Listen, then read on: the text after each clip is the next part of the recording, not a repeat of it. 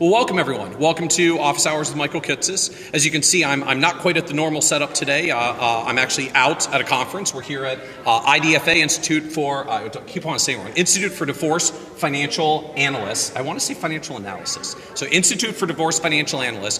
IDFA teaches a program called the CDFA, which is a divorce specialization. And I was actually here talking at the conference today about why I really think the whole thrust of the industry going forward is all about niches and specialization. You know, as more and more competition comes into our world, more and more advisors converge on the same AUM model, you have to differentiate yourself somehow, and you have to differentiate your advice. And the way you do it is you have some kind of niche or specialization.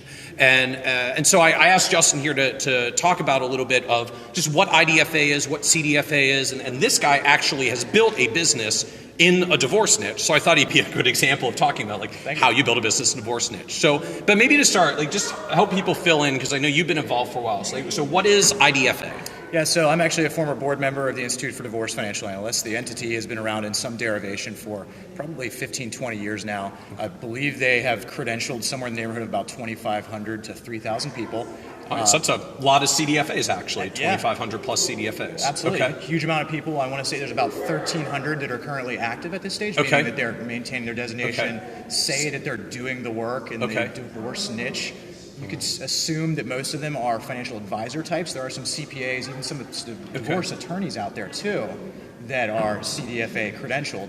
So the training is usually a pretty self-study kind of heavy training to get the CDFA designation, and then and CDFA stands for Certified Divorce Financial Analyst. Okay. Yep. So IDFA is the organization, the credentialing organization. Correct. CDFA is the actual designation. And so what's involved?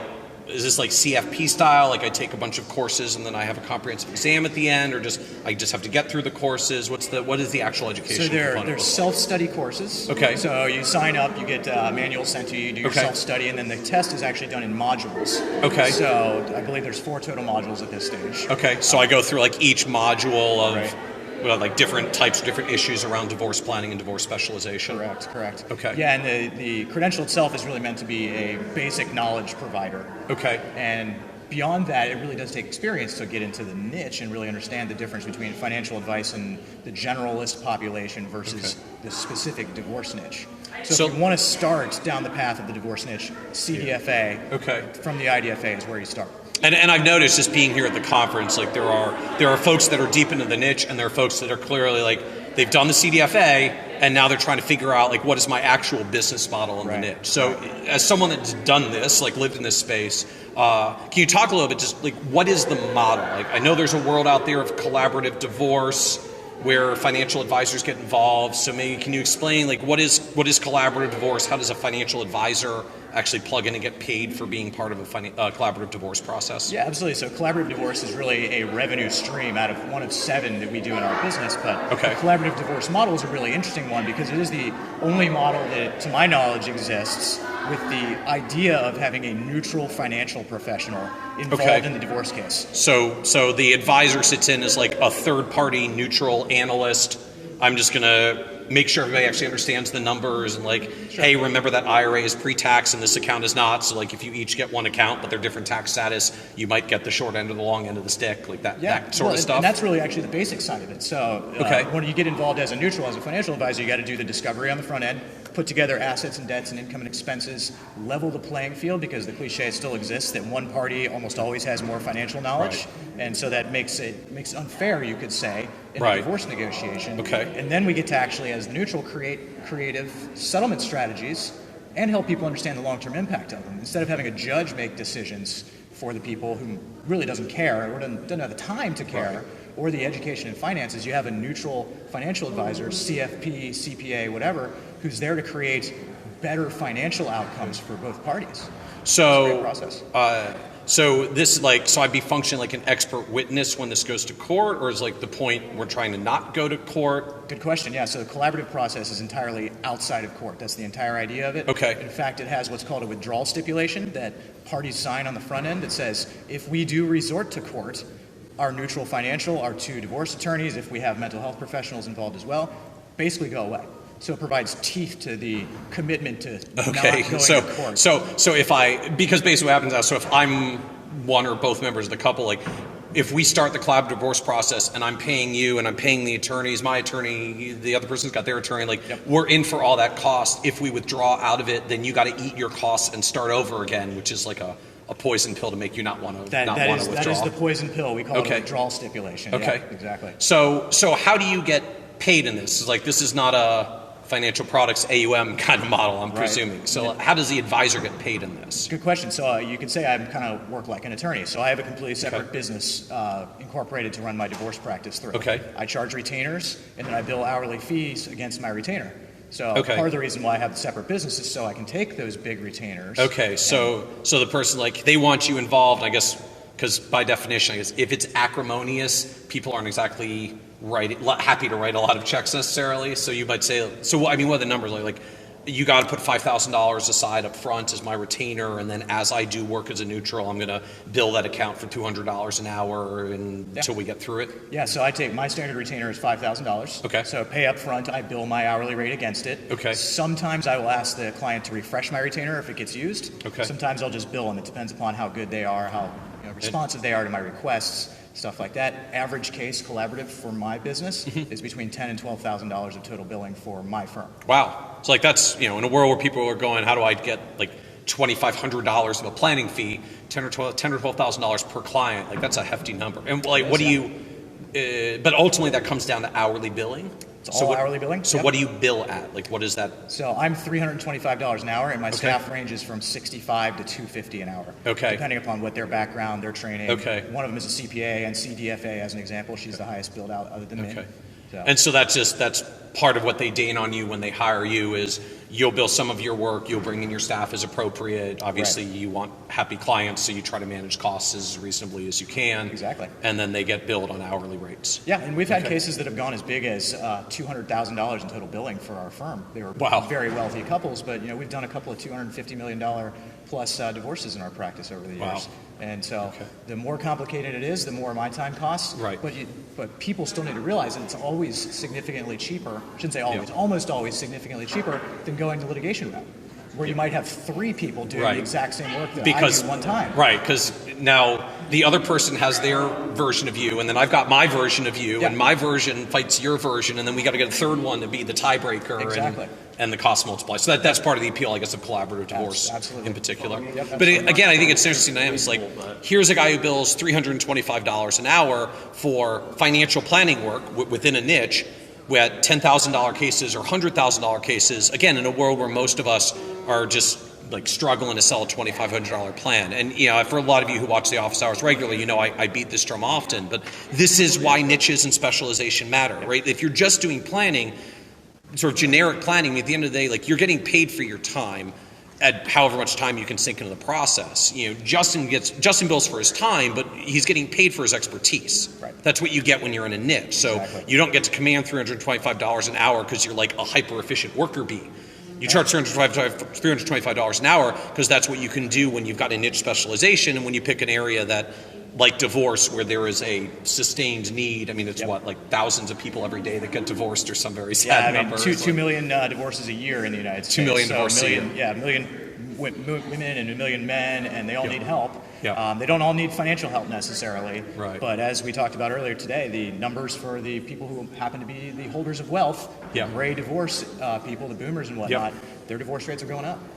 So So I want to ask really fast. You mentioned other business-led, like the collaborative divorce and the hourly billing. Collaborative divorce is just one version of what you do in this space. So can you talk about other ways that you're in the niche or how you get paid in the niche? Like, what are the other business models? Absolutely, yeah. So as I said, we kind of think of it in terms of revenue streams. So I do trial consulting for divorce attorneys. So I'm doing risk-reward, cost-benefit analysis while that attorney's building their case theory.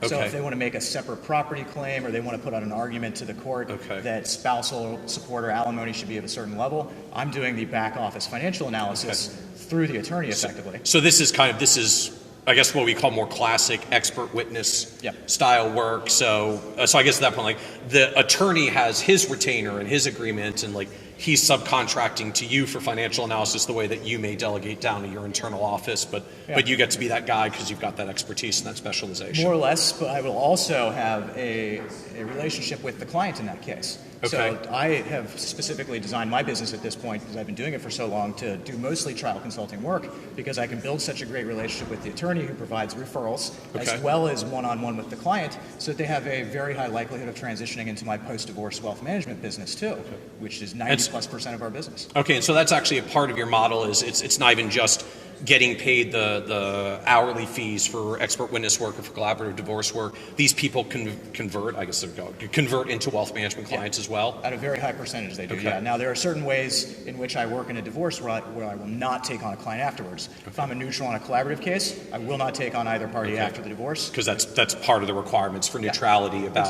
collaborative divorce. If there's even the appearance of conflict, then we have to assume there is, right?